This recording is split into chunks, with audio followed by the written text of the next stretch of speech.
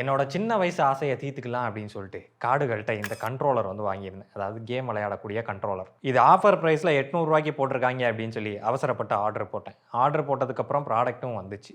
வந்த ப்ராடக்ட் வந்து பார்த்தீங்கன்னா அதில் ஒயர் இருக்குது. நான் இந்த இமேஜை பார்த்து தான் ஆர்வ கோளாறில் ஒயர்லெஸ்ன்னு நினச்சி ஆர்டர் போட்டேன். ஆனால் அதுக்கப்புறமா தான் தெரியுது மேலே டைட்டிலில் பார்த்தீங்க அப்படின்னா ஒயர்டு கேம் பேட் அப்படின்னு சொல்லி தான் போட்டிருக்கு. சரின்னு காடுகளோட கஸ்டமர் கேரில் நம்ம ஃபோன் பண்ணி சொன்னோம், ஐயா தெரியாமல் அந்த மாதிரி மாற்றி வாங்கிட்டேனுங்க, உங்களோட இமேஜும் தப்பாக இருக்குதுங்க, எப்படியாவது ரிட்டர்ன் எடுத்துக்கங்க, எனக்கு ஒயர்லெஸ் தான் வேணும் அப்படின்னு சொன்னோம்னா, விஜய் அப்படின்னு சொல்லி ஒருத்தர் வந்து புதுசாக வேலைக்கு சேர்ந்திருப்பார் போல, புது ஆள் போல அவர் பேசினார். நிஜமாவே அவர் பேர் விஜய் தான்.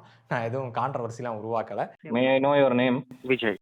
ஸோ அவர்கிட்ட சொன்னப்போ அவர் நான் இன்வெஸ்டிகேஷன் பண்ணிட்டு வரேன் அப்படின்னு சொல்லி சொன்னார். அப்போ நான் அவர்கிட்ட இது இன்வெஸ்டிகேஷன் பண்ணுற அளவுக்குலாம் பெரிய விஷயம் கிடையாது, டைட்டிலில் ஒயர்டுன்னு போட்டிருக்கு அண்ட் இமேஜில் வந்து ஒயர்லெஸ்னு போட்டிருக்கு, நான் தான் தெரியாமல் பார்க்காம ஆர்டர் பண்ணிட்டேன், ரிட்டர்ன் எடுத்துட்டு எனக்கு ரீஃபண்ட் பண்ணுங்க அப்படின்னு சொல்லி சொன்னதுக்கு, sir it was wired piece only sir. உங்கள் மேலே தான் தப்பு, அதனால் ரிட்டர்ன்லாம் எடுக்க முடியாது அப்படின்னு ஸ்ட்ரிக்ட் ஆஃபீஸர் மாதிரி பேசிட்டாரு. நான் விடுவேனா மறுபடியும் கால் பண்ணேன். ரெண்டாவதாக ஒரு அக்கா எடுத்தாங்க, அவங்கள்ட்ட சேம் பிரச்சனையை சொல்கிறேன். அவங்க அந்த இமேஜை பார்த்துட்டு ஆமாம் தப்பாக தான் போட்டிருக்கு அப்படின்னு சொல்லி நாங்கள் ரிட்டர்ன் எடுத்துக்கிறோம், ரீஃபண்ட் கொடுத்துட்றோம் அப்படின்ற மாதிரி சிம்பிளாக முடிச்சிட்டாங்க. அது மட்டும் இல்லாமல் இந்த பிரச்சனையில் தான் தெரிஞ்சுது காடுகளோட கஸ்டமர் கேரை ரீச் பண்ணுறது வந்து இப்போ அவ்வளோ ஈஸி கிடையாது. அதுவும் தமிழ் ஆப்ஷன்லாம் கிடைக்கிறது கிடையாது, இங்கிலீஷ் ஹிந்தி மட்டும்தான். वन आल किया सम मेंटल किया इधर हो गया